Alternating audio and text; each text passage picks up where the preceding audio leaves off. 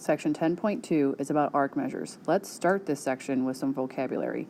A central angle of a circle is an angle whose vertex is the center of the circle. So that should be easy enough.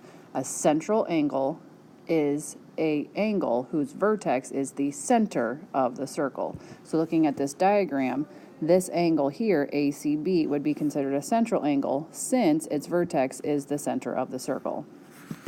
Remember, there are 360 degrees inside a circle. So it says if the measure of angle ACB is less than 180, which is half of that 360, then the points on the circle C that lie in the interior of angle ACB, so within here, form a minor arc with endpoints A and B. The points on the circle C that do not lie on the minor arc AB form a major arc with endpoints A and B as well. So what this saying is, if it's less than 180 degrees, so less than half of a circle, it's a minor arc. But this blue arc would be considered a major arc since it is greater than 180 degrees. A semicircle is an arc with endpoints that are the endpoints of a diameter. So a semicircle is just half of the circle and would have a measure of 180 degrees.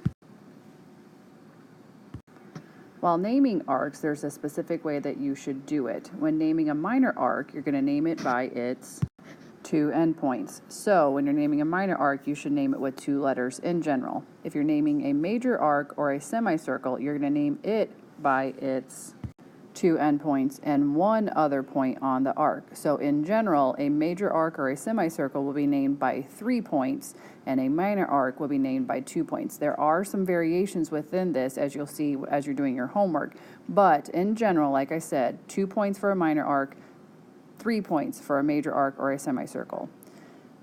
Now on to a key concept. When you're measuring arcs, the measure of a minor arc is the measure of its central angle. So in our picture, the central angle is 50 degrees, so we would say the measure of that arc is 50 degrees. The way you write that is little m, AB with an arc over it, and that's read as the measure of arc AB. Just like when we had the little m and then the angle symbol, we read that as the measure of angle B. The measure of an entire circle is 360 degrees, like we said before. The measure of a major arc is the difference between 360 and the measure of the related minor arc. So what it's saying here is since there's 360 degrees in this circle, this minor arc is 50. So if I want to find the measure of this major arc, ADB, I would just do 360 minus that minor arc of 50, and it would have a measure of 310 degrees. And just remember, the measure of a semicircle is 180 degrees, like we said before, since it's half of a circle. Here's our first example. Find the measure of each arc of circle C where segment AB is a diameter. So our first problem is arc DB. So arc DB would be a minor arc since it is less than 180 degrees. The measure of the central angle was 135 degrees, so the measure of that arc from D to B would be 135 degrees. For problem B, they want us to find the measure of arc DAB. DAB would be a major arc since it is greater than 180 degrees. Knowing that the minor arc was 135 degrees, we would take 360, the measure of the whole circle, minus that minor arc to find the measure of the major arc DAB. So we would get 360 minus 135, which is equal to 225. And finally, part C, they want us to find the measure of arc ADB. ADB is from here to here. Notice that AB is a diameter like we were told in the beginning. So if the endpoints of this arc are endpoints of a diameter, that means it is a semicircle and has a measure of 180 degrees. Next we have another vocab word, adjacent arcs. Two arcs of the same circle are adjacent if they have a common endpoint. So looking at this diagram right here, arc AB would be adjacent to arc BC because they share that endpoint of B. Next, we have a postulate. A postulate, remember, is something you just know is true by being a living, breathing human being on this planet. So here's postulate 23, the arc addition postulate. It says the measure of an arc formed by two adjacent arcs, so again, two arcs sitting next to each other, sharing a common endpoint, is the sum, so add together, of the measures of the two arcs. So looking again at this diagram, if I want to find the measure of arc ABC, so from here to here, I would just take the measure of arc AB in the red and add it to the measure of arc BC, which is in the blue. This is a example number 2. A result of a survey about the ages of people in a town are shown. Find the indicated arc measures. So part A says, find the measure of arc RU. So what you need to think about, am I finding the measure from here to here, or am I going to go all the way around? So it's implied in this problem, since you're given 2 letters representing this arc. So you're actually going to find the minor arc instead of the major arc, since only 2 letters were used. If 3 letters were used, then we would have gone the long way around to find that measure. So from R to U, the minor arc, I would just end up taking the measure of RV and adding it to the measure of VU. So 60 plus 80 is 140 degrees. Part B, find the measure of arc RST. So in this case, 3 letters are used, so you would think this is a major arc, but it's just this minor arc. So again, as I was saying before, generally if 3 letters are used, it's implying that you have a major arc, but sometimes 3 letters are necessary just so that you know the difference. Am I finding this arc from R to T, or am I going the long way around? So again, I'm finding RST. So I would find the measure of RS and ST and add them together. So 100 plus 30 is 130 degrees. Part C, find the measure of arc RVT. So we're starting at R and going around this way towards V all the way up to T.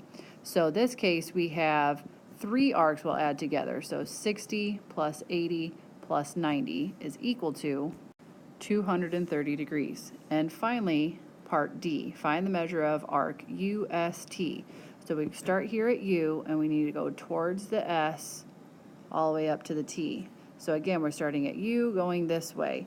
In this case, instead of adding these 4 arcs together, it might be easier just to do a total of 360, because you can tell that UST is everything but this 90 degrees. So in this case, I would actually end up taking 360 degrees minus that 90 degrees that it isn't to get 270 degrees as my total. So again, sometimes it might just be easier just to subtract rather than adding up a bunch of smaller arcs. And even more terminology. This has to do with congruent circles and arcs. So first, 2 circles are congruent circles if they have the same radius. 2 arcs are congruent arcs if they have the same measure, and they are arcs of the same circle or congruent circles. So again, you only have congruent arcs if they have the same measure, but also they have to come from the same circle or congruent circles. This is because if you're given 2 circles like this that are clearly not the same size, but I tell you that the arc from A to B is 90 degrees and the arc from C to D is 90 degrees, there's no way that this smaller arc is equal to this bigger arc, because this arc comes from a bigger circle. So again, congruent arcs, it's not enough just to say they have the same measure. They also have to either come from the same circle so the radius is the same, or congruent circles, again, so that the radius is the same. Because just think about this example. There's no way that these 2 arcs would be congruent, since this arc came from such a smaller circle. Now let's put that idea to use. Here's example number 3. Tell whether arcs CD and EF are congruent. Explain why or why not. So part A. First, here's CD and here's EF. They have the same measure and they are from the same circle. So our answer would be yes, they are congruent because they have the same measure and are from the same circle. Part B, here's arc CD and here's arc EF. They both have a measure of 110 degrees. However, arc CD comes from a smaller circle than arc EF, which is a bigger circle. So this answer would be no, because although they have the same measure, they do not come from the same circle or congruent circles. And now part C. Here's arc CD and here's arc EF.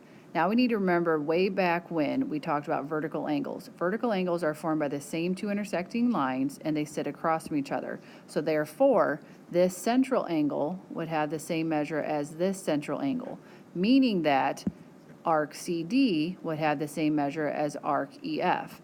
Also, these 2 arcs come from the same circle. So our answer would be yes, because they have the same measure due to vertical angles being congruent, and they are from the same circle.